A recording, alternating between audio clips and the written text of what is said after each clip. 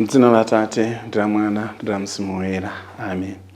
Mulungu wamphamvu zonse ndi wamuyaya, landirani kuyamika kwathu ife ana anu tsiku la lero pa 1 February 2026 la Mulungu lachinayi mnyengo ya pachaka. Tikuti zikomo chifukwa cha mphatso ya moyo imene mwatipasayi komanso mwapadera chifukwa cha mawu anu ndi nthawi yokoma yoti tithe kugawana mawu anuwo. Mutithandize pa moyo wathu wa tsiku ndi tsiku kukufufuzani ndi kukufunani inu Mulungu. Mutithandize kukonda malamulo anu kuti nthawi zonse tiziyenda munjira zanu. Mutithandizenso kuzindikira kuti mmapanga zodabwitsa, mmasankha anthu ofowoka kuti muchititse manyazi anthu amene ali amphamvu. Mmasankha zinthu zimene zioneka ngati zopanda nzeru kuti zichititse manyazi zinthu za nzeru, pofuna kuti ntchito yanu ifikire ponseponse. Mutithandizenso pa moyo wathu wa tsiku ndi tsiku kuonetsetsa kuti tikufufuza inu, tikufunafuna inu, ndipo kuti tikhale anthu odala, popeza iwo onse amene ali ndi njala, iwo onse amene ali ndi ludzu ndi odala pamaso panu. Ndipo nthawi ina iliyonse imene tikuzunzika chifukwa chotumikira inu, ife tisataye mtima, popeza inu mmakhala nawo nthawi zonse, mmakhala nafe nthawi zonse. Mwa Yesu Khristu Ambuye athu. Amen. M'dzina la Tate ndi la Mwana ndi la Mzimu Woyera. Amen.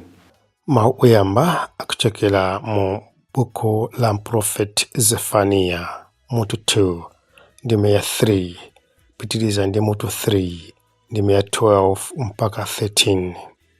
Amene akutiwerengera mawu oyamba ndi Afelistus Chikwatu kuchokera ku Christ the King Ntawira Parish mu Archdiocese ya Blantyre. Mawu achiwiri akuchokera mu kalata yoyamba ya Paulo oyera kwa Korinto 1 Akorinto mutu 1 ndime ya 26 mpaka 31. Amene akutiwerengera mawu achiwiri ndi a Thomas Nello kuchokera ku St. Anne Parish, Archdiocese ya Cape Town mdziko la South Africa. Mawu amthenga woyera ndi monga adalembera Mateyo woyera mutu 5 ndime ya 1 mpaka 12a. Amene akutiwerengera mawu amthenga woyera komanso kutigawira mawu ndi Reverend Father Stephen Lekucha kuchokera ku Bishop's House Diocese ya Zomba. Mawu oyamba. Mawu ambuku la mneneri Zefaniya. Funafunani chauta, inu nonse odzichepetsa, inu amene mumamvera malamulo ake. Chitani zolungama, khalani odzichepetsa, mwina mwake mudzatha kupulumuka pa tsiku la mkwiyo wa chauta. Pakati panu ndidzasiya anthu odzichepetsa ndi otsika. Iwowo adzafunafuna populumukira m'dzina la chauta. Otsala a mu Israelewa sadzalakwanso, sadzalankhulanso zabodza, sadzachitanso zonyenga. Adzakhala pabwino mwamtendere, popanda wina owaopsa. Mawu a Ambuye. Tithokoze Mulungu. Mawu achiwiri. Mawu ankara yoyamba ya Paulo oyera kwa Korinto. Abale, taganizani mmene munalili pamene Mulungu adakuyitanani. Pakati panu panalibe ambiri amene anthu ankawayesa nzeru. Panalibenso ambiri amphamvu kapena obadwa m'mabanja omveka. Koma Mulungu adasankha zimene anthu amaziyesa zopusa kuti Iye anyazitse nazo anthu anzeru. Adasankhanso zimene anthu amaziyesa zofowoka kuti Iye anyazitse nazo anthu amphamvu. Ndipo zimene anthu amaziyesa zachabe, zonyozeka ndi zosakhala zenizeni, Mulungu adazisankha kuti athetse mphamvu zinthu zimene iwowo amayesa kuti ndiye zenizeni. Mulungu adachita zimenezi kuti pasakhale wina aliyense woti n'kumazitukumula pamaso pake. Mulungu ndiye adakulungamitsa ndi Khristu Yesu, ndipo adamusandutsa kuti akhale nzeru yathu. Chifukwa cha Yesu timapezeka olungama pamaso pa Mulungu. Ndi Yesuyo amene amatisandutsa anthu ake a Mulungu, ndiye amatipulumutsa. N'chifukwa chake, monga malembo anenera, wofuna kunyada anyadire Ambuye. Mawu a Ambuye. Tithokoze Mulungu. Ambuye akhale nanu. Mawu a Mthenga Woyera monga adalembera Mateyo.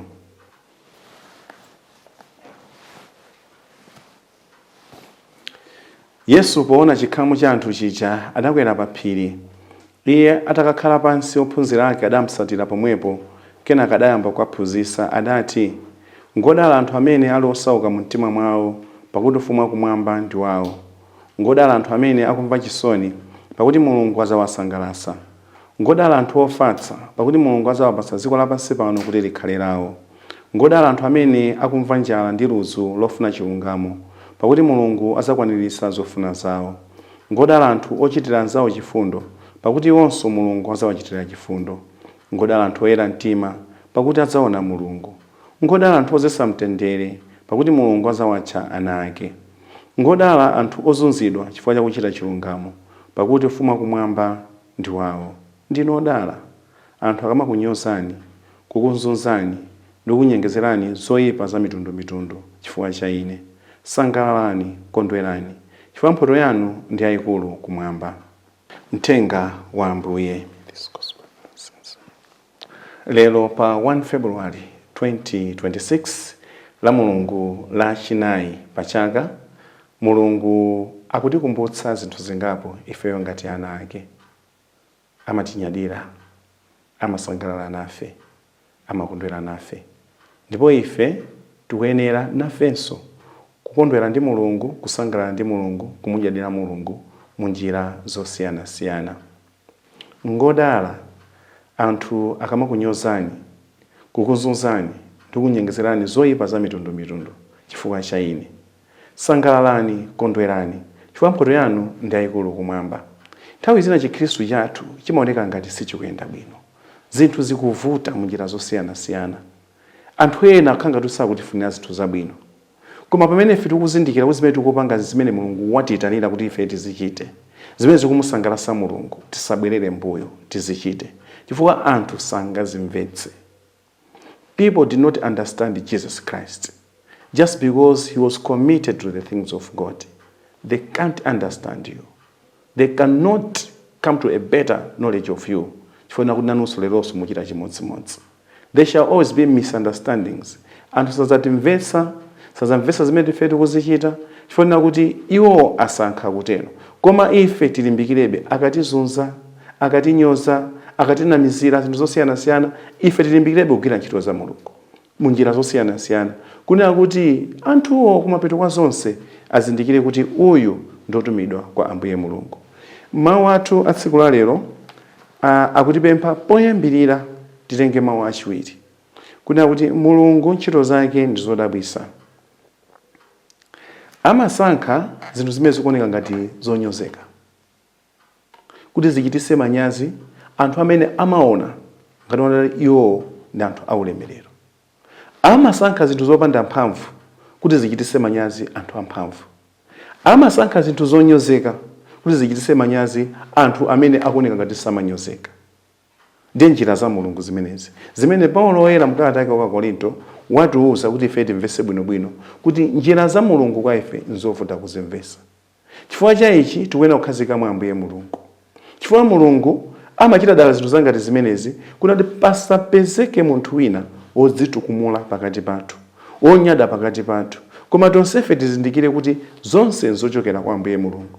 Chifukwa munthu wina akakhala kuti akuzikunza kwambiri, munthu wina akakhala kuti akuziona ndi wamphamvu kwambiri, munthu wina akuziona kuti ndi waulemerero kwambiri, Mulungu amasankha anthu ena amene akuoneka kuti ndi opanda mphamvu, ndi onyozeka pakati pathu, ndi anthu amene akuoneka ngati opanda nzeru pakati pathu, ndi kuwapasa maudindo osiyanasiyana, ntchito zosiyanasiyana, zoona kuti iwo aja pamene akutumikira akugwira ntchito zanga zimezi zichitise manyazi anthu onse amene amazindikira kuti kapena amaziona kuna kuti ndi anzeru koposa, ndi onyada koposa, ndi apamwamba koposa, ndi amphamvu koposa.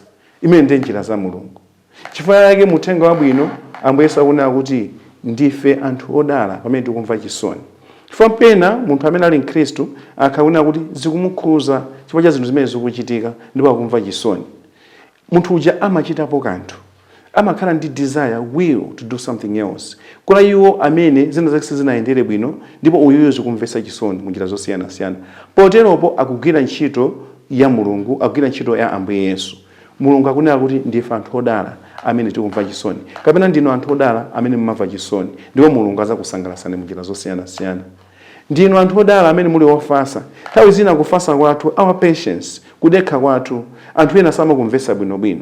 Our docility, anthu ena samakumvesa bwinobwino. Amaona ngati ndife anthu opepera. Koma kufasako muli uthenga wapadera. Ndipo akunena kuti ndinodala anthu ofasa. Pakuti Mulungu azakupasani dziko lapansi kuti likhale lanu.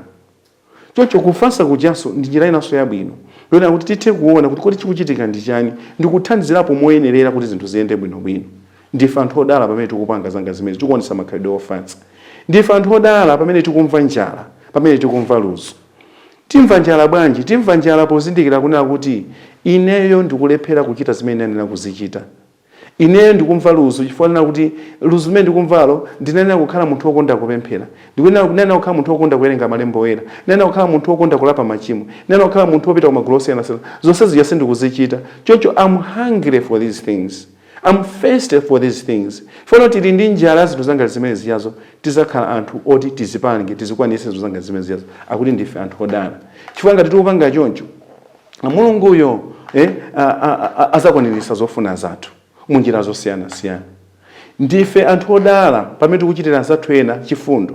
Ndife anthu odala pamene tikuonesa makhalidwe oyera mtima pamaso pa anzathu. Ndife anthu odala pamene tikuwuzesa mtendere. Ndife anthu odala pamene tikuonetsetsa kunena kuti pasakhale kukangana pakati pa anthu. Pakhale umodzi, pakhale mgwirizano, pakhale chiyanjano pakati pathu. Ndife anthu odala. Koma ngati tikubweretsa chipwirikiti pakati pathu, Mulungu akunena kuti sindife anthu odala. Ndiye tikunena kuti kwa iwo amene ali ofatsa, kwa iwo amene ali odekha, kwa iwo amene akuoneka ngati ndi opepera muzochitika zawo, kwa iwo amene akuoneka ngati ndi otsikirapo musi, Mulungu amasankha anthu angati amene achi ndikuwapasa maudindo kuti achitise manyazi zinthu zimene zili zozikuza, zinthu zimene zili zamatama, zinthu zimene zili zonyada, Mulungu azichitise manyazi. Chifukwa njira za Mulungu ndi njira za anthu nzosiyana. Kufuna kwa Mulungu ndi kufuna kwa anthu nkosiyana. Nzeru za Mulungu ndi nzeru za anthu ndikosiyana. Choncho ife tikuyenera kutenga njira ya Mulungu tikhala anthu odala. Koma pete wange chifukwa yake atiuza kunena kuti pamene anthu akutizunza munjira zosiyana-siyana, chifukwa kuti ife tikuchita chilungamo. Tikuonesa kuti zinthu ziyende bwino pakati pathu. Ifeyo ufumu wakumwamba ndi wathu. Choncho chifukwa yona tikugwira ntchito zabwino kandi ku office, kandi ku nyumba, kandi kumalo kumene timacheza ndi anzathu.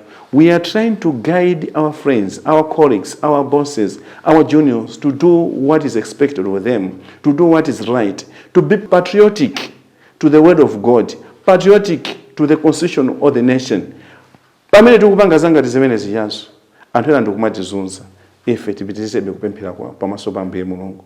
Kupempha Ambuye Mulungu atilimbikitse, kupempha Ambuye Yesu atilimbikitse, kuti tisakhale anthu ofowoka pamoyo wathu wauzimu. Tisakhale anthu ofowoka pa zimene tikuchita zija, kuna kuti should give in, kapena kusiya kupanga zanga zimene kuna kuti bwana ndingokhala ndipange secure ntchito yanga, bwana ndingokhala ndi kuti mwina ndionebe kuti ndine munthu wabwino. Ayi. Njira ya Mulungu ndi imodzi. The truth is always one. Chifukwa the truth is always one. Ife tikuyenda kukhazikika pa chilungamo changati chimene chichacho ndikuthandiza anthu kuti aziwe kuna kuti njira ya Mulungu ndi imene iyi. Chifukwa yake mawu athu oyamba a tsiku la lero atipempha kuti tikamakhala tizifunafuna Mulungu. Tikamakhala tizisirira kusatira malamulo a Mulungu. Tikamakhala tizikhala ndi khumbo lokwanirisa zimene Mulungu akufuna. Pokhala anthu odekha ozichepesa munjira zosiyana-siyana. Funani chauta inu nonse ozichepesa, inu amene mmamvera malamulo ake. Chitani zolungama, khalani ozichepesa. Mwini wake Mulunguyo muzatha kupulumuka pa tsiku la mkwiyo wa chauta. Chifukwa kuti ife tikuchita zinthu zabwino zosiyana-siyana. Choncho Mulungu akutipempha ngati ana ake. Tiyeni tikhale odekha. Lero ndi la Mulungu lachinayi pa chaka. Chaka chitangochiyamba kumene. sizingatichitire ubwino kuti kumapeto kwa chaka chonsezi tipange zinthu zosakhala bwino. Mulungu akutipempha koyambirira komwe kuna kuti moyo wathu tiukonze. Tikakonza moyo wathu tikhale anthu ofuna Mulungu, osatira malamulo a Mulungu, ochita zimene Mulungu yakufuna. Ngakhale anthu atinene kuti ndife anthu opepera chifukwa tikukonda kupita ku chalichi, tikukonda kupita ku mphakati, tikukonda kupita ku magulu osiyanasiyana a mpingo. Ngakhale anthu atinene kuti ndife anthu otsalira, ife tipangebe chifukwa Mulungu anatiuza kale kuzera mwa Paulo woyera mukalata kwa Korinto kuna kuti ndi bwino koposa kupanga zinthu zooneka ngati zopusa pamaso pa anthu zili zochenjera pamaso pa Ambuye Mulungu, kusiyana ndi kupanga zinthu zooneka ngati zochenjera pamaso pa anthu zili zopusa pamaso pa Ambuye Mulungu. Ndi zinthu zimene zikuoneka ngati zopusa pamaso pa anthuzo kupita ku chalichi, kupemphera kolona, kupemphera tsiku lina lililonse, kupezeka magulu a mpingo, zimene tizichite chifukwa ndi zinthu zimene zili zochenjera pamaso pa Ambuye Mulungu, zimene kumapeto kwa zonse Mulungu adzaona kuna kuti amasankha anthu opeperawo, anthu otsalirawo, ndikuwapasa maudindo, kuwapasa zinthu zina zosiyanasiyana kuna kuti achitise manyazi anthu amene amaona ngati una kuti iwo ndi anzeru, iwo ndi apamwamba, iwo ndi osasalira muchita zosiyanasiyana. Tiyeni kuzera la Mulungu la lero lachinayi pa chaka tikumbukire kuti Mulungu akufuna kuti tonsefe tikhale anthu odala. God wants all of us to be the blessed people. Blessed people by being docile, by being thirsty and also hungry for His word, by being hungry and thirsty for justice, by being hungry and thirsty for peace, for everything that is willed by God. Kuti kumapeto kwa zonse tonsefe tilandidwe ndi Ambuye Mulungu, tilandire zaulere za Ambuye Mulungu, ndikulandira chipulumutso pa moyo wathu wa tsiku ndi tsiku. Mulungu amachitisa manyazi anthu amene akuziona kuti ndodzikuza, anthu amene akuziona kuti ndi amphamvu, anthu amene akuziona kuti ndi anzeru. Ndikusankha anthu amene akuoneka ndi opanda nzeru, anthu amene ali opanda mphamvu, anthu amene ali ofowoka kuti achitise manyazi zinthu zonse za nzeru, zinthu zonse za mphamvu ndi zinthu zonse zimene zozikuza. Ulemu ukhale kwa Atate ndi kwa Mwana ndi kwa Mzimu Woyera, monga panali poyamba ndi tsopano ndi masiku onse ndi pa nthawi zosatha. Amen. M'dzina la Atate ndi la Mwana ndi la Mzimu Woyera. Amen.